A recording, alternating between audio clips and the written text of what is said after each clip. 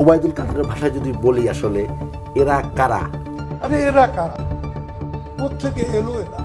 কোত্থেকে এলো? এরা বাংলাদেশের অধিবাসী। শেখ হাসিনাকে এই সময় একটা এই ভাষণটা দিতে হবে কেন 6 মাসের মাথায়? আপনি বিশ্বাস করবেন আমার জীবনের কঠিনতম কাজটা আমি গতকালকে করেছি, গত রাতে এই শেখ হাসিনার 47 মিনিটের ভাষণটা আমি শুনেছি।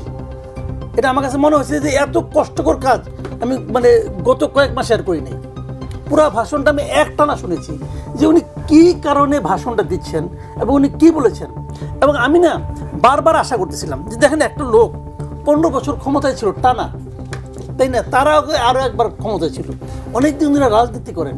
আমার ধারণা ছিল উনি তো রাজনীতিটা বুঝেন। তো আমি বারবার আশা করতেছি এই উনি বলবেন যে ওনার কৃতকর্মের জন্য উনি ক্ষমা প্রার্থী, অথবা বলবেন যদি ঘুরে পেঁচেও বলেন তাও বলবেন যদি আমার অজান্তে কোনো ভুল হয়ে থাকে তার জন্য আমি বারবার আশা করছি। আমি মনে হচ্ছে কিন্তু উনি বোধহয় এখনও ক্ষমতা আছে।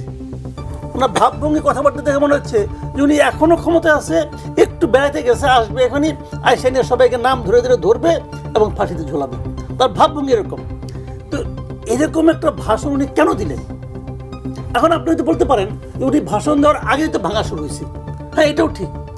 উনি ভাষণ দিয়েছেন 9টায়, ভাঙা শুরু হয়েছে 7টা দিকে চলে গেছে। আর তারও আগে বুলডোজার মিছিল হয়েছে, বুলডোজারের জন্য আহ্বান জানাইছে ফেসবুকে, আমি নিজেও দেখেছি।